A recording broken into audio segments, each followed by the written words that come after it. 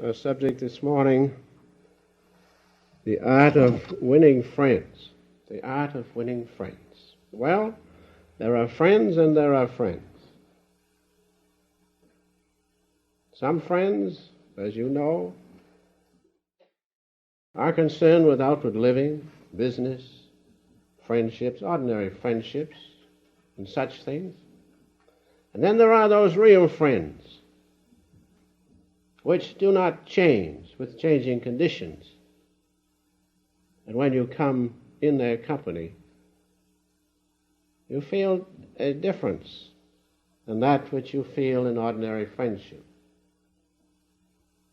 We will come to that a little later as to the reason for such things. But still, behind all friendship is the pull of God's great attractive force, drawing all things back to Him. And that force is love.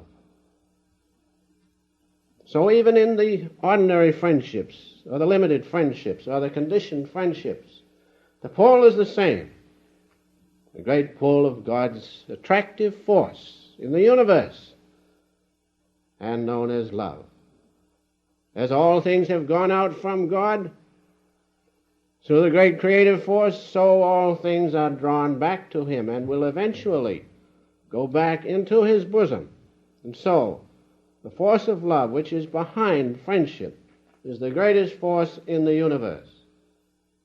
It is a cosmic force, and it is the effort of God to once more draw back unto Himself those things which have gone out from Him through the law of duality, in which the positive and negative forces of the universe operate, through this dual living, and finally through the law of relativity, this one great consciousness of God and its force love becomes many, many, many things.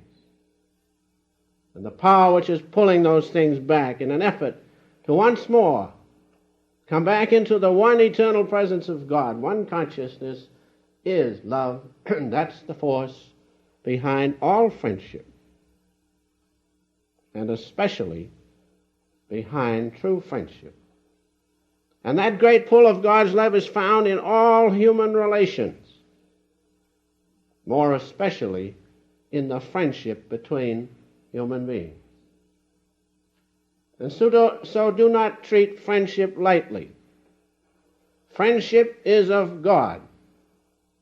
And true friendship is that friendship in which divine love is the matrix, the great divine love of God. And so you can see how important it is to treat friendship in the right way. Because, remember, friendship is of God. And if you are untrue to a friend, you are untrue to God. Let us not forget that. Let us be careful in judging our friends.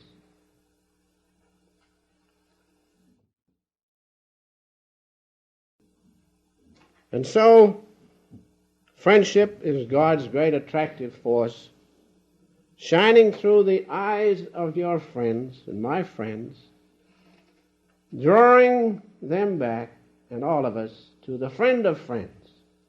As I said in our prayer, the only true relative we have, which is God. But God is in the friends. And friendship is that great attractive force. That's why true friendship is so wonderful. Because in true friendship it is unadulterated, divine love of God.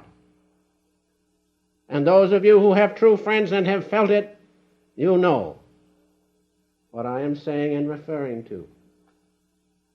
Friendship is God. That's why in our prayer, what do we say? Father, mother, friend, beloved God. That's an aspect of God.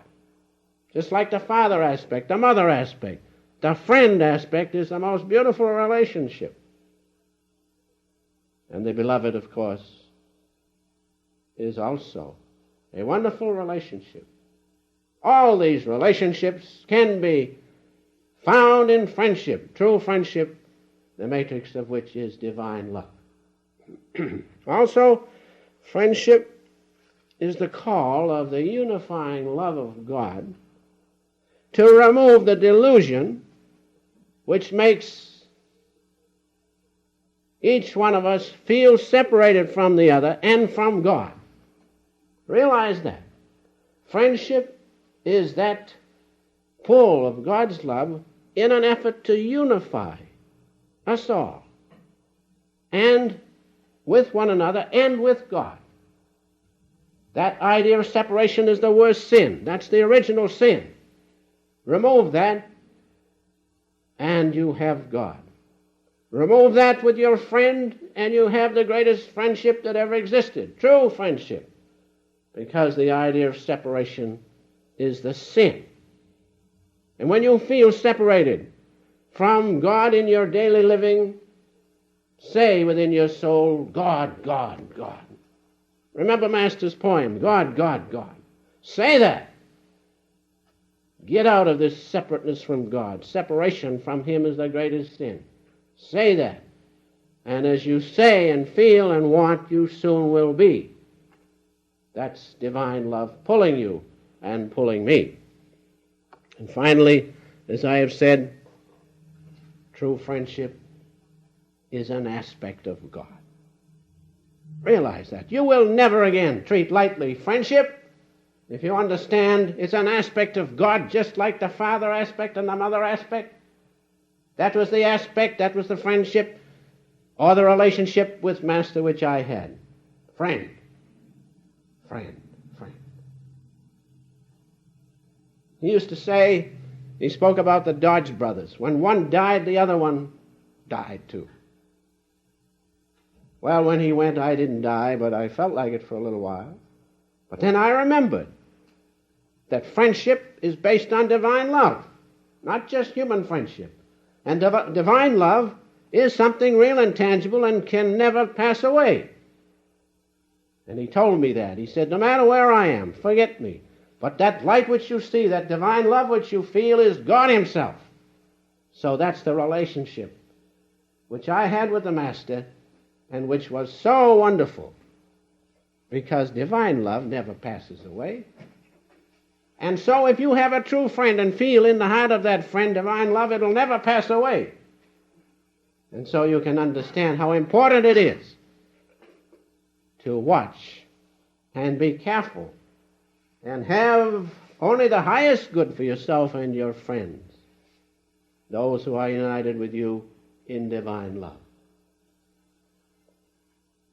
To be false to a friend is one of the greatest sins. Don't forget it. Because friendship is a part of God. Friendship is based on God's great love for you as His child. And that same love is in your friend. Never be false to a friend. Let me read you Master's words concerning that.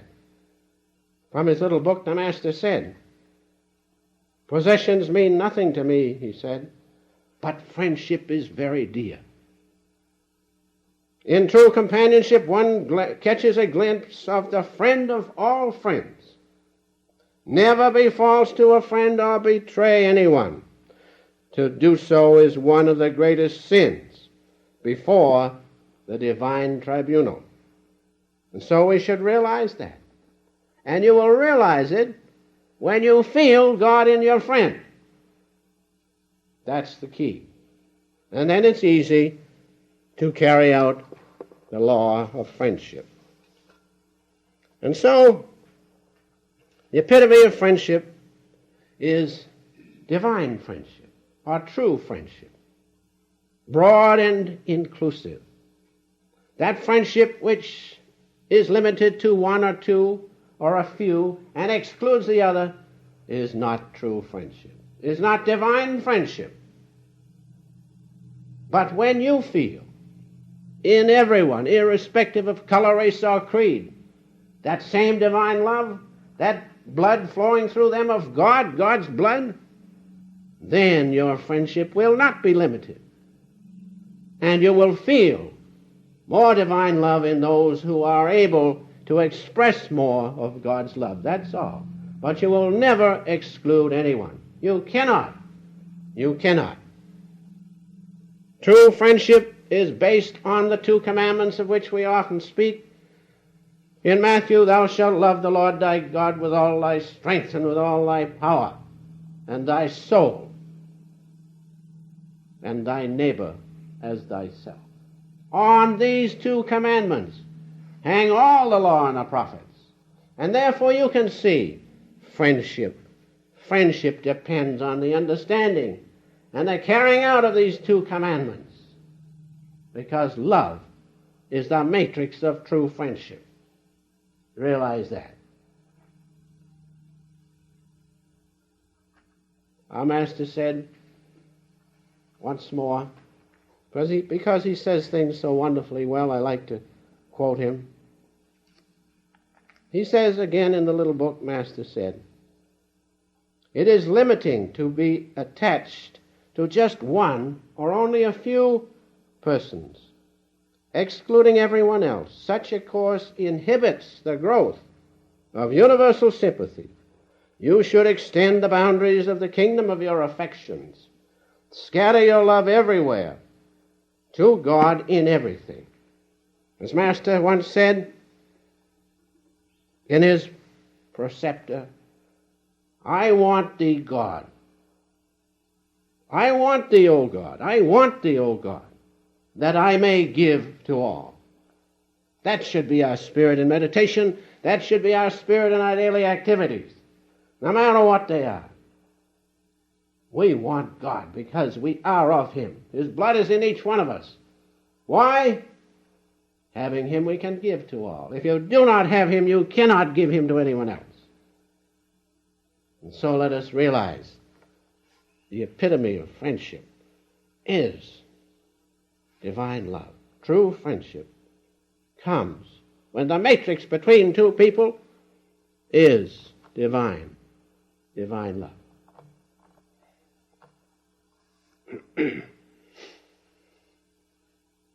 Now we come to the art of winning friends. That seemed to be the subject, I think, this morning, the art of winning friends. Well, that depends on service, sympathy, and understanding. If you think that you are going to win friends by being unsympathetic or by not being universally friendly with people, you are mistaken. You have to give friendship to receive friendship. And service is the greatest thing. Service is the greatest thing because if you are serving someone else, you are doing them some good. You are carrying out the second commandment, thou shalt love thy neighbor as thyself. And the greatest way to serve your neighbor is what? To give him love, to give him true friendship. And so the art of winning friends is based on service and understanding. You must manifest more friendliness. You must feel for others. And when you begin to feel for others, you will have more friends because you're serving them something they need. They need sympathy. They need understanding. Greatest of all, they need God's love. And coupled with your regular meditation and contact with God, when you know him, then you can give him to your friends. And so if you want to win friends, remember these things. Feel for them. Serve them. Understand that. There must be mutual service. Mutual service. Realize that. Now, Master once wrote me a letter, which I'd like to read you at this time. This, to me, perhaps is the greatest letter that he has written to me. Whenever I am oppressed, if you can call it that, by this worldly living, which we all find to be so, I get out his different letters, and he has never told me an untruth. Everything he has written to me has come true, and that's why his letters mean so much to me. That's why this morning I want to read this letter on friendship, which he wrote to me on February 7th, 1930, a long time ago. What I feel about our friendship, I spontaneously write. God, I care not for riches, nor for fame or pomp, but give me true friends, even just one if it be, through whom I may behold thee, and whom I may trust and enjoy without, as thy image ever reflected in the mirror of my love. A friend is he who feels my direct needs as his own, who feels for me as he would feel for himself. Ah, wavelets of true friendship, heaven-born, merge as thy one ocean of vast love. In the sea of friendship, the meandering, lost, prodigal souls come back to their own one home. Now there's a statement of true friendship. All the things I say this morning, if you'll remember this little point, which the Master wrote, which I value so much, you'll never go astray in friendship. You will feel for others. You want to win friends? Feel for them. Those who are your true friends, can you take their troubles as your own? If you can, you're serving them to the greatest extent. Friendship must be mutual service. That's why Master wrote those things. He said, when you need me most, at the end of the trail, you'll find me there.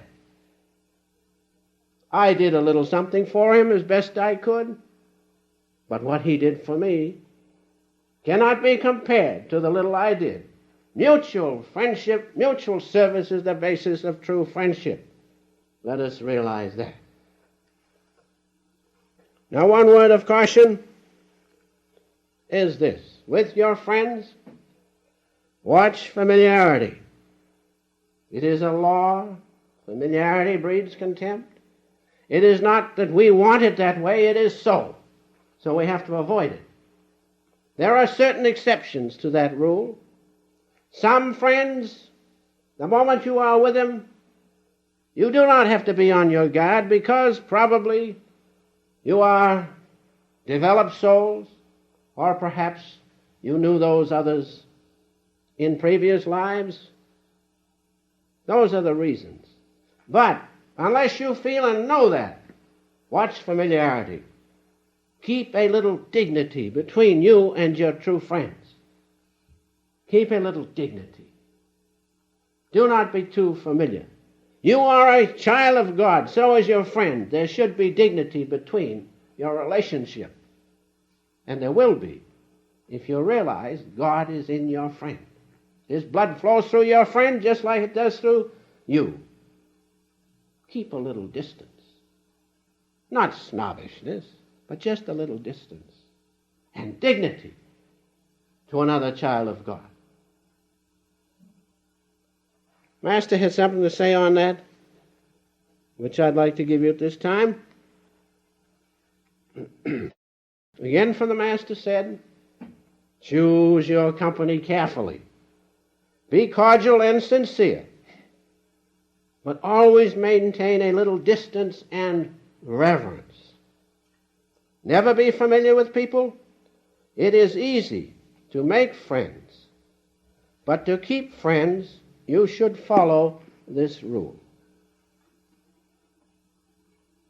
And so, let us take the next phase of friendship, which is how to keep friends. Sometimes if you have a nice disposition, you can attract them. But don't forget the devil is on the other side waiting to break it up. So this next point is how to keep the friends which you have. First, you must sympathize with them. You must sympathize with them in their troubles, in their adversity, and you must rejoice with them when they succeed. That's the first thing we must do. Rejoice in the success of your friends and sorrow with them in adversity. Otherwise, there is not mutual service and understanding. Never be sarcastic to a friend. Never be sarcastic to a friend. That's the worst thing to break up friendship. And I know you can do it. I know I can do it if I remember that God is in that friend and that I want to please God. And if I please God, I will please my friend, and vice versa. And so let us realize that. Also, another point is, do not unduly praise a friend unless it is to help him or her. Do not do that. Do not praise them. Even you do not have to say a word. Your friend knows through his or her heart that you are with him, and if he's a true friend, he will never forsake you. Friendship is based on unconditional love. Unconditional love means that when things are going wrong, you are just the same. Isn't God just the same to us? When things go wrong, of course we have to pay for karma, but he's always there, waiting, loving us. So let us carry that out with our friends. Do not agree with a friend when they are wrong. That's not right. Do not agree with a friend when they are wrong. Master would never agree with us when we were wrong. He would give it to us.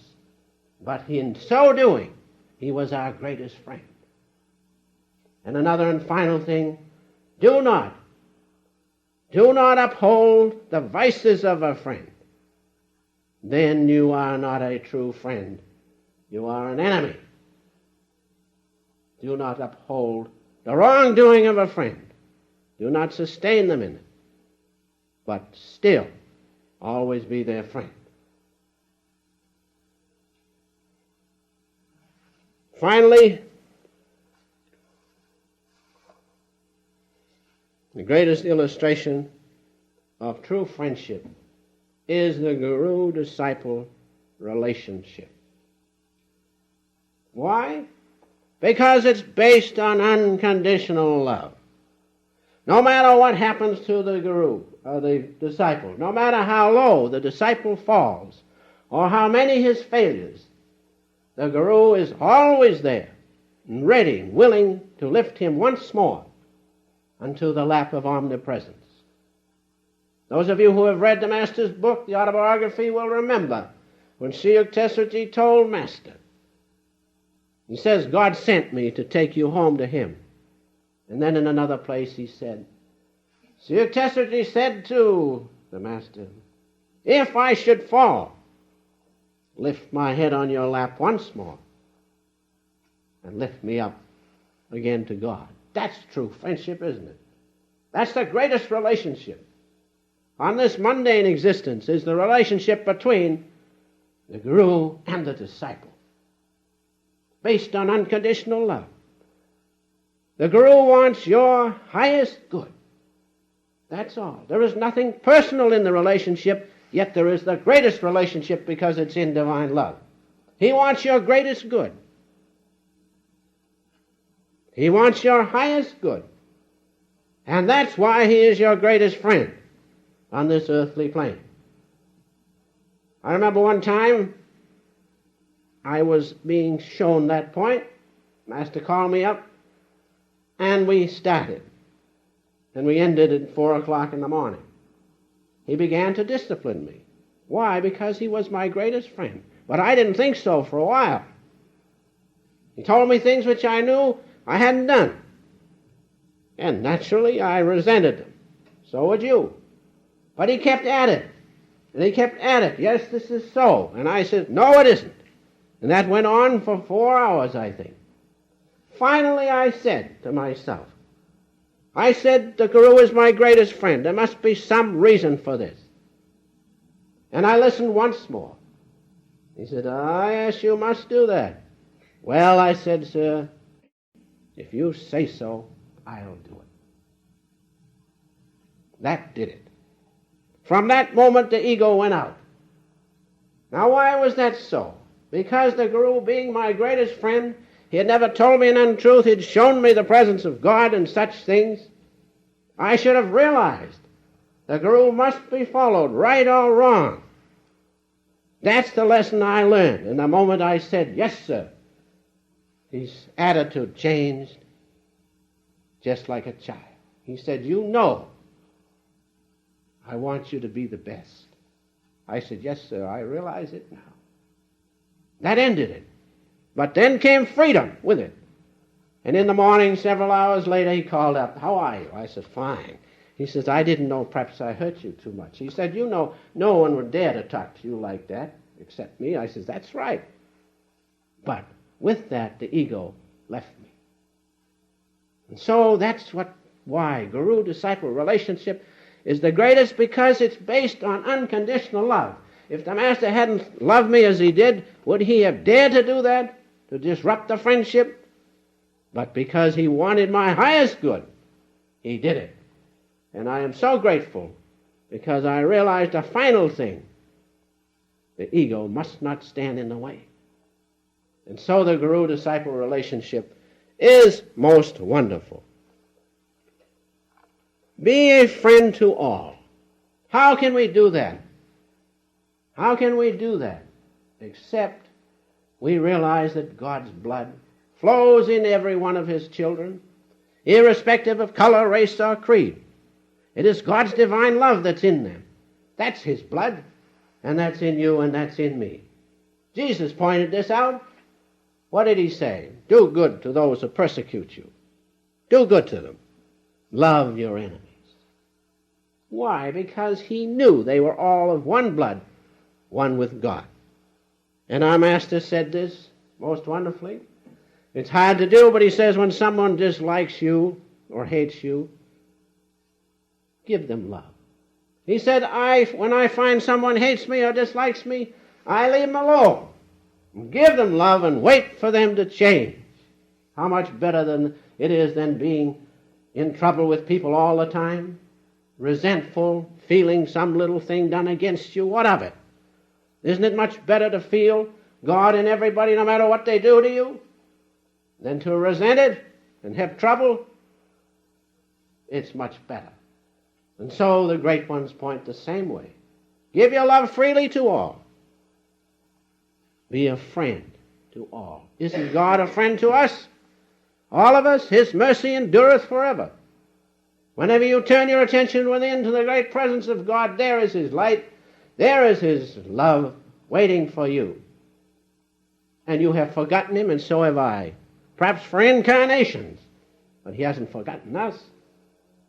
That's the basis of true friendship, divine love. And finally, the supreme relationship is with God. That's the supreme friendship. The guru-disciple relationship is wonderful, but the relationship of God is heavenly. He is the only guru. He is the only guru. God the Father, he's the father of this family, of you and of me and all of our brothers and sisters. He's the one. He's the Father. He's the friend of friends. He's the true guru. Master said this very thing in his same little book. The Master said,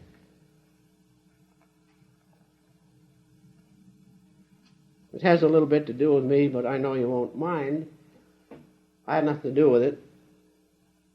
It says, someone asked him, he said, Master, Dr. Lewis was your first disciple in this country, wasn't he? And Paramahansaji said, well, that's what they say. Seeing that the questioner was a little taken aback, the Master added, I never say that people are my disciples. God is the guru. They are his disciples. So each one of us has that supreme relationship with God, greater than even the relationship of guru-disciple, because he is the one guru. He is the father of each one of us. He is our only relation. He is the friend of friends. It is that divine love which is between you and your Father. That same love is between you and your friends. Divine love is the matrix of true friendship. If you want to win friends, if you want to be a friend to all, first, contact and know God through regular meditation, having Him. Remember Master's words, I want thee, O God, that I can give thee to all.